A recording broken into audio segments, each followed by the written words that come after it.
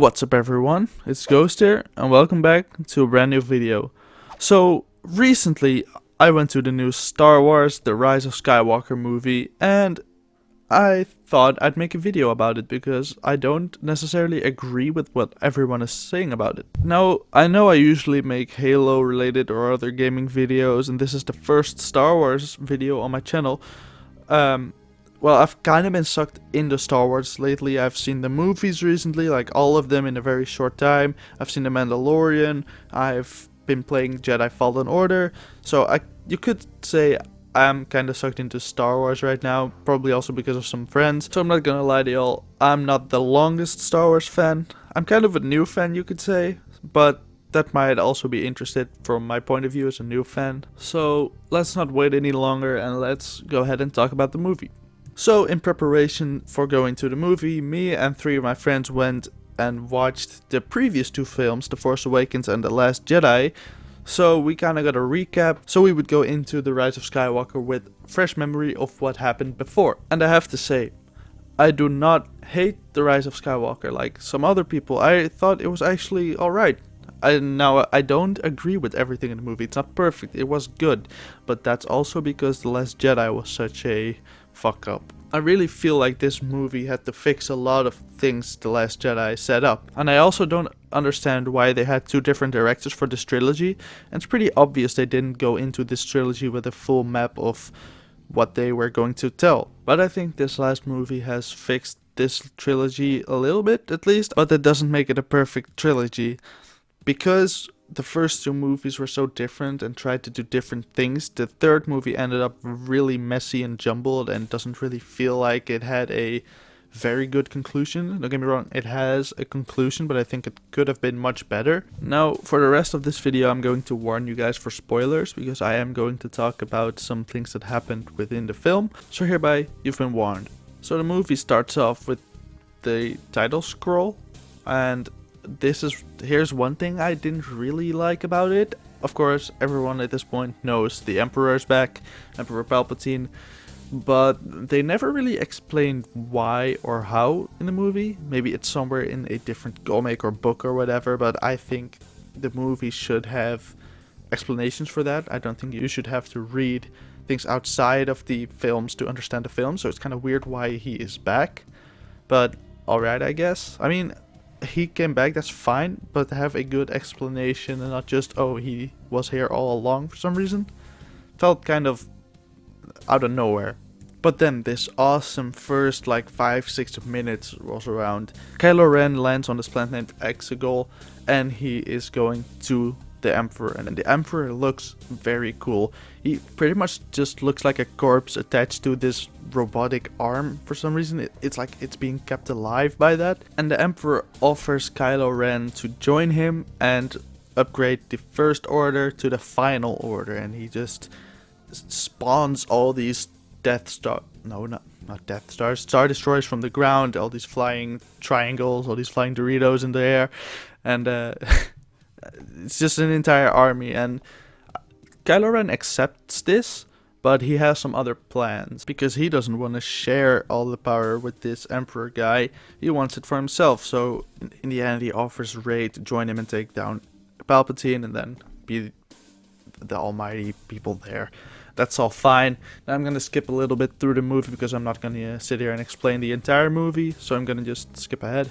Our hero's main objective in this film is just stopping the Emperor and Kylo Ren, and of course Kylo Ren still has this conflict within him if he's on the good side or the bad side, dark side, light side, and of course in the end he turns to the light side and they try to overpower the Emperor. So one of the interesting things that happened in the film that I want to mention is that Chewie gets captured by the First Order or Final Order. I'm not sure what it is at that point, probably the Final Order. And Rey tries to grab that ship with the Force and pull it back to the Earth, or not the Earth, the planet they're on, so they can free Chewie, and Chewie have this artifact where they can find the tracker to go to Exegol. And while they're doing this, Kylo Ren is there as well, and he is also trying to pull this ship. And this pulling takes so much power that at one point lightning just shoots out of Rey her arm, and for me, when I'm when I was in the theater, that kind of confirmed that she was a Palpatine. There was also a theory going around before we saw the movie, so that kind of confirmed it for me. And because of this, the ship just exploded, and there was this whole emotional moment because they thought Chewbacca was dead. And with that, they kind of pulled a fake out on us because Chewie wasn't dead. There was another ship, but it wasn't in frame anywhere before this, so kind of strange. Why would they put an emotional moment like that in there when they're gonna deny it later? I'm not sure why they did that, but okay. So let me just skip to the ending. That's where most of my problems are with the movie, so I'm gonna talk about that now. So in the end, the confrontation with Palpatine occurs, and when they're there, Kylo and Rey aren't actually together in front of him at first. At first it's Rey and the Emperor, and they're just talking. The Emperor wants Rey to strike him down, so everything that the Emperor has goes into Rey, and then that's the ultimate Sith, I guess.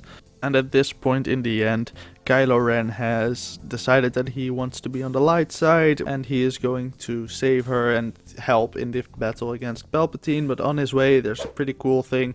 You can see the Knights of Ren, which are actually his clan, I guess, which he has to take down before he goes there. And then there are just some awesome fight scenes. You'll have to see the movie for yourself to see those. But then Kylo Ren is there as well, and for some reason that kind of was the perfect light and dark side together. So the Emperor just drained all their energy, and they're both unconscious on the floor. Now at this point, the Emperor has collected all their energy, all their force, I guess. I'm not really sure. I'd have to rewatch that part. And then Kylo Ren wakes up. He is very weak, of course, and the Emperor sees that, and he just yeets him off the map. He just flies off into a hole somewhere. And then Rey wakes up, and he sees that the Emperor is all powerful, and then a sort of battle begins. It's not really a battle, it was quite short if you ask me. The Emperor tries to strike her with lightning in the end, but before that, she's trying to wake up, I believe, and then she hears all the voices of a lot of older Jedi from the older movies, like Qui-Gon Jinn, Obi-Wan Kenobi, Luke, even Anakin Skywalker, to tell her to go and fight the Emperor with lines like, defeat him, be the chosen one like I was, something like that. And while that's cool and all, in my opinion, it would have been so much cooler if the actual Force ghosts of these people just showed up and actually helped her with it, because now they kind of insinuate they are helping her, but you could also interpret it as they're just talking to her. I'd like to think that they actually helped her. And then she stood up and gets lightning yeeted at her, and she just stops it with two lightsabers. One of these lightsabers was her own, the Skywalker's lightsaber, and the other one was one she got from Luke on the Jedi Island, which was actually Leia's lightsaber, and she stops this lightning with those two lightsabers. It's kind of strange. I guess you could say all the other Jedi helped her with the Force. That's what I like to think, but still kind of weird. And it just deflects off of her into the Emperor, and the Emperor dies. It felt kind of like short. You'd expect something more epic, maybe a lightsaber battle or something, even though the Emperor isn't really in a state to do that. But it felt just kind of too short for the whole build up in the movie. You could also ask why Rey didn't use lightning herself, and you could say that that's a dark side trait while she is a Jedi, but still. But yeah, this fight, I'm fine with it, but it would have been so much cooler if you could have seen the Force Ghost behind her, because that would really, like, say that all the Jedi are fighting against this one entity which has all the power of, like, almost all the Sith. He's the most powerful Sith ever, so that would be way cooler in my opinion. But this is alright too. It could have been much worse, but sure. And then in the end, she just walks away. She goes to Tatooine, the place where Luke Skywalker lived, and she buries the lightsaber. And then she grabs a new one, and it's yellow. So it's kind of strange. She just got this lightsaber from Leia, and then she just immediately doesn't use it and gets a new one, which seems almost kind of disrespectful. But this new one is yellow, which is cool. Not sure what that resembles. It could resemble like a balance between the dark and light side, so there isn't really a dark and light side, just a net neutral force, I guess. And with her being the neutral force side instead of dark or light side, that kind of closes doors for other Jedi to come in, or not really Jedi, but Force users to come in, because the dark side and light side don't really exist. So how are they going to get more enemies that use the Force in the future? I'm not sure. I guess 2 people have to be born at exactly the same time, and one has to be dark and one has to be light, and no neutral. It's kind of strange, but it's kind of cool. I'm looking forward to what they're going to do with that in the future. And then one last thing I disagree with.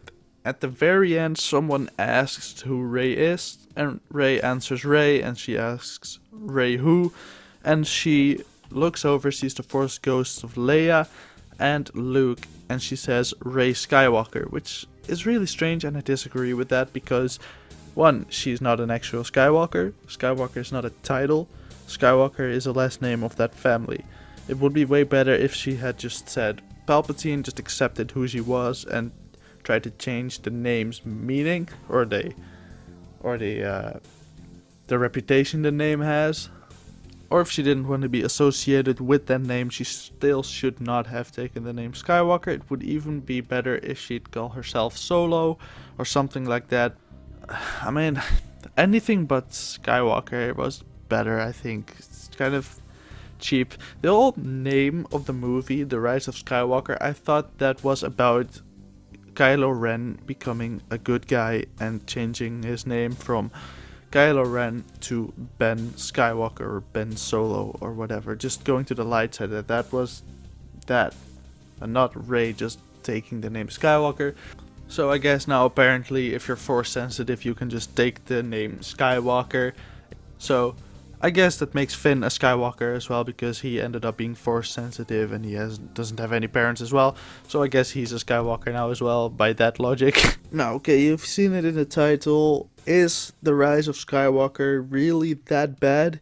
In my opinion, no. I enjoyed it. I thought it was a good movie. Maybe not a very good Star Wars movie or a very great ending to the entire Skywalker saga, but I really think it was a good way to try to fix what happened in the previous 2 movies and have an ending to this trilogy. So, in my opinion, this movie, I would give it a 7 out of 10. I think it was alright. Also, I'd like to quickly mention that this movie also kind of has some things in it that kind of almost diss the movie before this one, The Last Jedi, because at one point Rey throws her lightsaber into a pit of fire because she's angry, and the Force Ghost of Luke catches it and is like, you can't be disrespectful to the lightsaber, that's not how a Jedi would do it, or something like that. And that's kind of like a diss towards when Luke in the beginning of The Last Jedi threw it behind him off the island, which is kind of a cool thing. The kind of like trying to put right what has been wronged in the last movie. So yeah, let me know what you think of the movie in the comments down below. Do you think it ruined Star Wars? Do you think it's a good one? And also, why? Let's have a discussion in the description. Let's keep it civil though. We don't want a screaming match in the comments. That's just childish. So yeah, I'm sorry if this video was kind of rambly or hard to follow. I'm kind of new to the whole Star Wars things, but if you enjoyed, I'd appreciate it if you'd leave a like. And if you want to see more of my videos, consider subscribing. But yeah, leave a comment what you thought. Leave maybe some suggestions to how to get into Star Wars more. And follow me on my social media, Twitter, Instagram are in the description. Do you like monsters, Jurassic Park or anything like that? Godzilla, whatever. I post on the Dangerfield Facebook. That link is in the description as well. And I hope to see you guys in the next video. Oh yeah, Merry Christmas and Happy New Year. And I don't know, happy birthday or something.